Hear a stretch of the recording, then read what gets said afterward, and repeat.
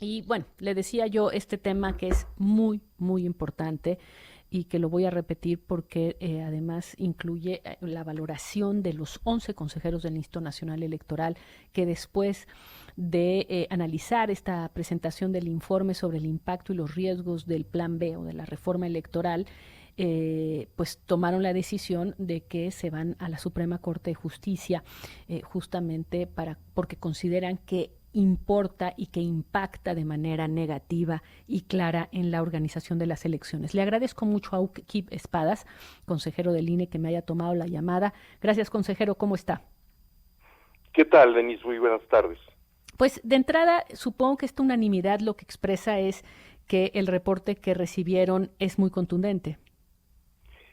Sí, a ver, bueno, desde las primeras lecturas más ligeras de la ley se percibían problemas estructurales muy grandes. Ahora, con la información que se proporciona ayer, entrando en diversas particularidades, pues se ve que las expresiones concretas de estos problemas que se anunciaban desde el principio, pues son también muy graves. Digamos, yo viendo todos digamos, el resumen ejecutivo donde aparecen como los efectos, las consecuencias de estos recortes, me queda la impresión que el más grave, y no sé si sea así, el más grave es básicamente el adelgazamiento muy significativo de quienes se encargan de organizar las elecciones, y esto incluye preparar a los ciudadanos, incluye, bueno, muchísimas cosas, y que es ahí donde quedaría más vulnerable la organización de las elecciones a partir de este recorte. ¿Es así?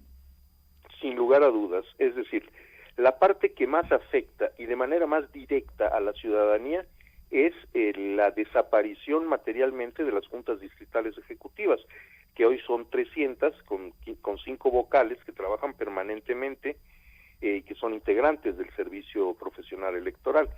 Se reducen a 260 con un solo vocal, un vocal operativo, que pues ahora sí que va a tener que ser lo mismo, barrer, planchar y trapear, porque le tocaría hacerse cargo de la organización de los módulos de credencialización, de la verificación in situ de los lugares que potencialmente pudieran servir de casillas a la siguiente elección, de la contratación de los supervisores de capacitadores electorales, en fin, cosas que materialmente son imposibles.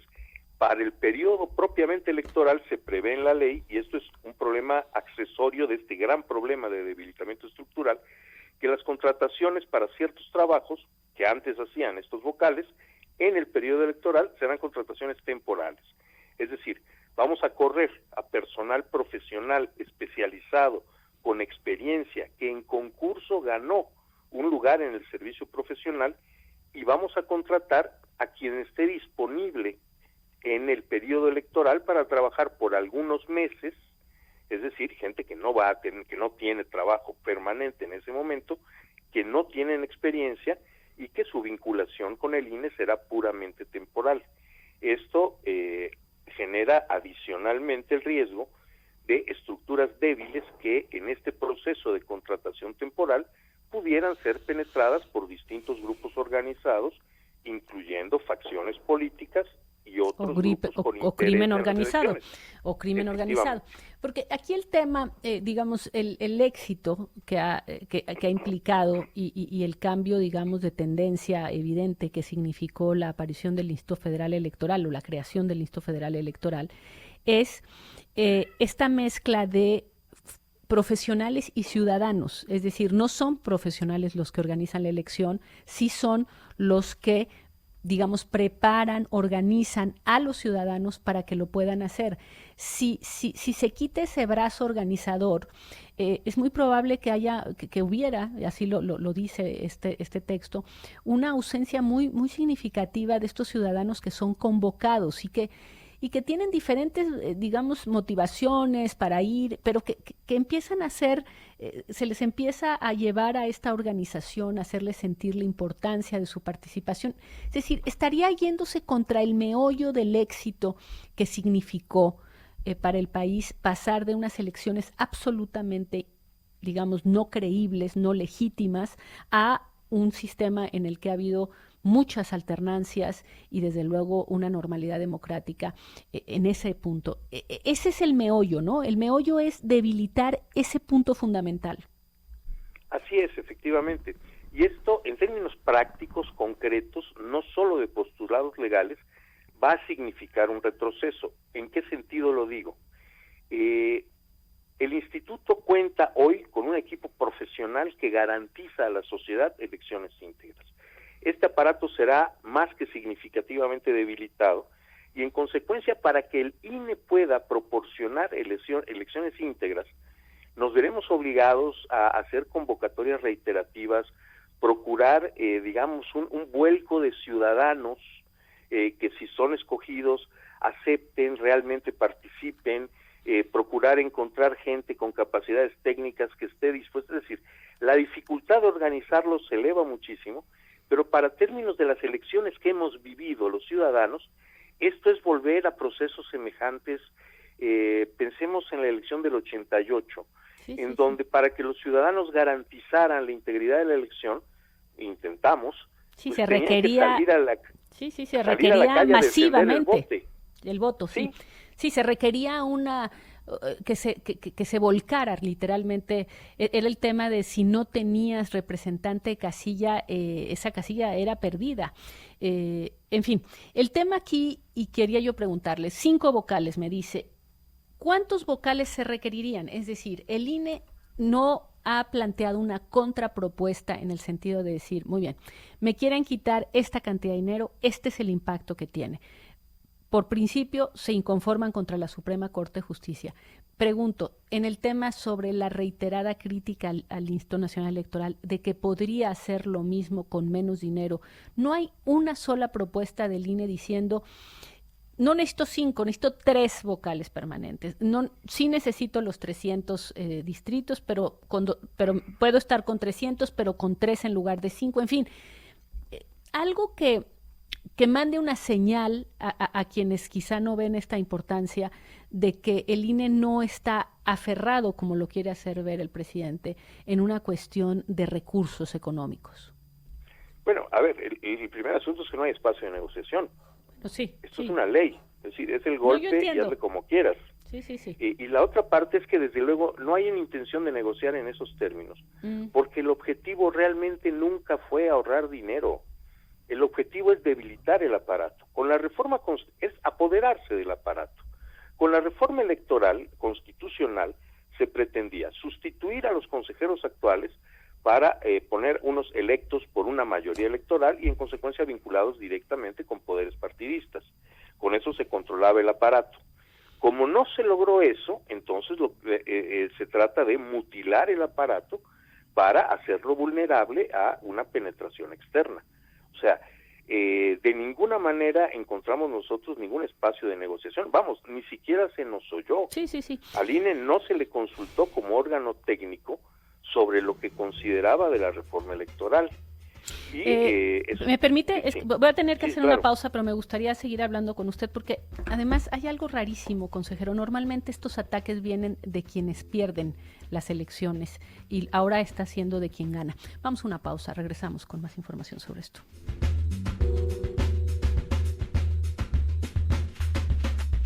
Estamos aquí atando cabos y platicando con Uki Espadas, que es consejero del INE, y lo escuchaba este tema de que efectivamente la reforma electoral, la que era constitucional, pues su intención era incluso cambiarle el nombre, en fin, hacer toda una serie de modificaciones, y después, cuando se dieron cuenta que no podían pasar una reforma constitucional, hicieron esta reforma que es más a partir de los recursos, administrativa casi, pero que desde el inicio el ex consejero Mauricio Merino nos dijo tiene un potencial de hacerle un daño significativo a la organización de las elecciones en el país.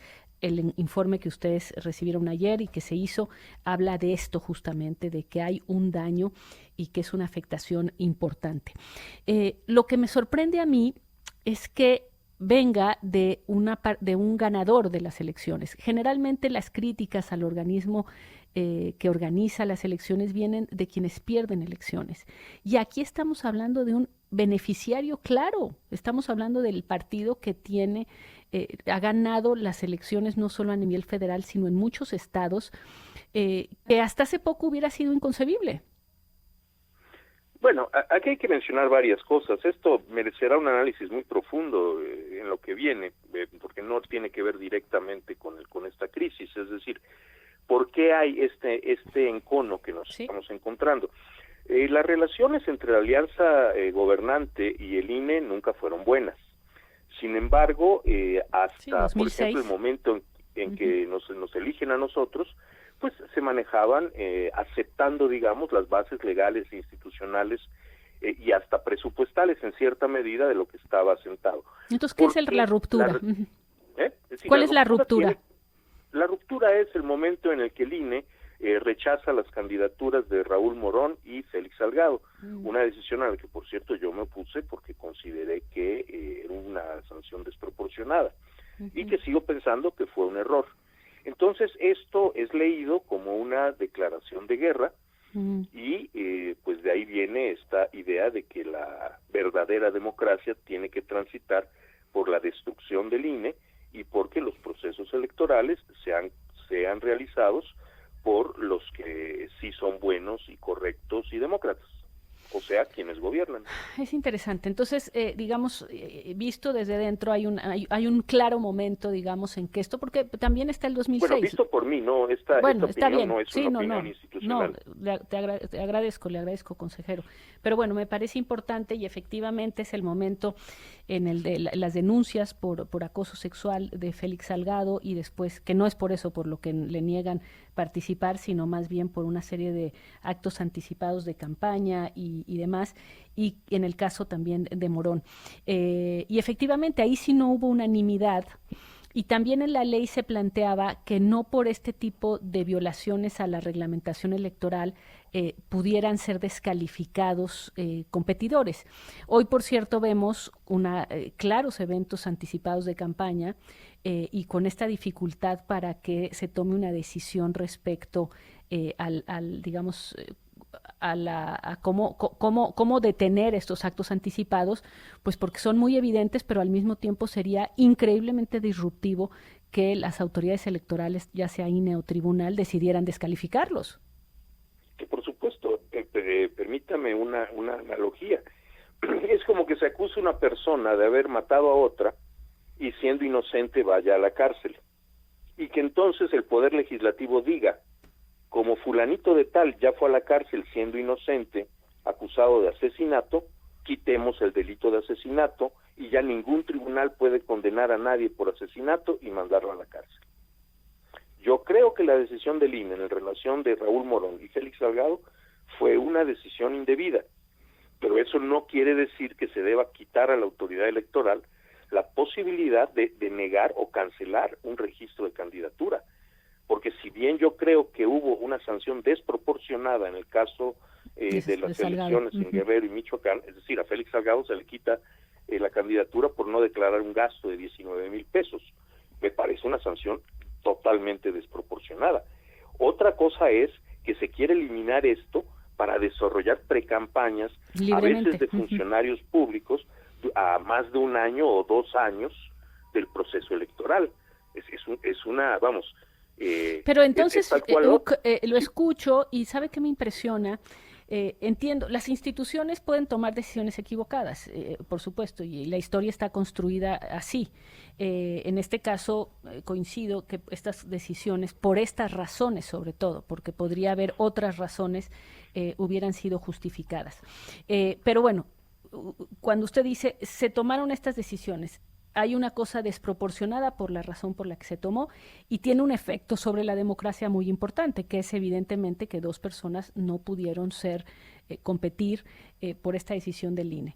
Sin embargo, es interesante que sea tan, digamos, o que la debilidad de nuestras instituciones sea tal que una decisión quizá no compartida por todos pueda llevar a una autoridad a decidir acabar con el instituto. Bueno, claro, y aquí, pero además no es nada más una autoridad, es el Poder Legislativo también. Sí, claro. Es decir, bueno, esa parte es algo que nos tiene que preocupar, es decir, ¿cuál es el nivel de consenso político que tenemos hoy en México en relación a cómo se deben resolver este tipo de situaciones y en general los conflictos, no nada más entre partidos, sino las grandes diferencias con instituciones, y la materia política seguirá siendo rica en esto. Vamos, Sí, ahora mismo van a ir con... Uh-huh. Sí, pero bueno, el que cuando se traduce en un recorte presupuestal, por ejemplo, que la Corte dice que no está justificado y que el Legislativo contesta, pues no me importa, no doy un peso más, estamos en un terreno directamente conflictivo. Claro. No se supone que deba ser de otra manera, se supone que estas cosas se deben canalizar institucionalmente también. El problema es cuando pues hay una pérdida de aceptación de los dictados de la ley y se cuestiona en los hechos se reta el vigor de la ley con actos todos los días. Sí, es decir, todos los días hay un desafío a la ley. No hay porque podría haber un cambio a la ley, pero no, hay un desafío a la ley todos los días y eso pone a las instituciones en una situación muy complicada, muy, muy difícil. Efectivamente, porque cumplir con las funciones que la Constitución nos impone, nosotros no, a ver, yo no estoy muy feliz cuando dictamos medidas cautelares, la ley me obliga a eso, y yo estoy como funcionario legalmente obligado a aplicar la Constitución y la ley, pero entonces cada vez que la ley se aplica y se requiere de ejecutar una sanción, entonces esto es interpretado como una acción facciosa de ataque a un grupo político, aunque todos los partidos reciben este tipo de multas, unos más y otros menos. Bueno, pensé en las multas en este momento, también ocurre con las sanciones por otro tipo de prácticas, pero no, hay una lectura muy parcial de que el INE sanciona a unos sí y a otros no, lo cual no se puede poner en ejemplos, es decir, fulanito del partido tal hizo A y no se le sancionó, y menganita del partido B hizo B y sí se le sancionó. Uh-huh. Eso no está, no hay evidencias de eso, sí. Como la reiterada acusación de que el INE hace fraude electoral. Hoy se dijo con todas las letras, rellena ánforas y falsifica actas. Por favor, quiero un ejemplo, un poco de compasión con la realidad. Cuando yo militaba en la oposición, en los tiempos previos a la existencia del INE, a mí sí me tocó presentarme un comité distrital con mi acta de cómputo de casilla y ver que el acta que se computaba y que estaba en manos de la autoridad electoral tenía otros datos, que mi acta había sido refabricada, que los paquetes... Eso pasaba, sí, eso pasaba con la Comisión Federal Electoral. En manos de la Secretaría de Gobernación, sí. Así es, jamás desde que el INE existe, nadie ha podido, nunca ha ocurrido que un representante de partido presente en una sesión de cómputo un acta de la sesión, del cómputo de la casilla, y que la que obra en manos del Consejo Local, del Consejo Distrital, sea diferente. Nunca ha ocurrido en una sola acta. Y un relleno de urnas, por favor, yo tengo fotografías de las urnas rellenadas de aquellos viejos tiempos. Eso simplemente no ocurre y no puede ocurrir, porque los rellenos de urnas se hacían con sobretiros de boletas que los gobiernos imprimían por su cuenta, porque el gobierno era la autoridad electoral. Y no se pueden rellenar urnas porque es imposible imprimir boletas apócrifas el día de hoy. Entonces hay que tener un poco de compasión con la realidad cuando se hacen críticas al instituto. Este instituto garantiza la integridad de las elecciones y ese tipo de fraudes no solo es imposible porque si se analizan los procedimientos se ve, sino porque sencillamente en los hechos nunca ha ocurrido. Pues esta es, como yo lo he dicho, la madre de todas las batallas, consejero, porque aquí estamos hablando de la base misma de la resolución de conflictos políticos en el país. Hemos tenido muchísimos en los últimos años, pero hemos tenido ese piso, y el piso ha sido que existen elecciones y que en las elecciones los votos se cuentan y se cuentan bien. Y que la gran estructura de contarlos bien son los propios ciudadanos llevados a hacer esa actividad por funcionarios profesionales. Si eso efectivamente se desbarata, pues regresaremos a otros tiempos, a esos tiempos de los que estamos platicando, porque las cosas no ocurren, no se hacen bien así como así, se hacen bien porque se genera toda una serie de acciones que conducen a eso, y de reglas que llevan a eso, y de controles y demás. Sí es un asunto de extrema gravedad. Yo de verdad le agradezco, consejero, que me haya tomado la llamada, que hayamos platicado de este tema, y vamos a seguir hablando de esta situación, porque más allá de animadversiones personales de lado y lado, aquí hay algo que está en juego y es muchísimo más grande. Sí, así es, en efecto. Es el futuro de la democracia mexicana lo que tenemos en este momento en la mesa. Gracias, consejero. Por el contrario, muchas gracias a usted por abrirme su espacio y permitirme llegar a su auditorio. Gracias. Bueno, pues Uki Espadas, consejero del INE, muy interesante lo que nos narró hoy sobre cuándo, en qué momento se rompe esa relación y se vuelve a ese punto el encono en contra del Instituto Nacional Electoral.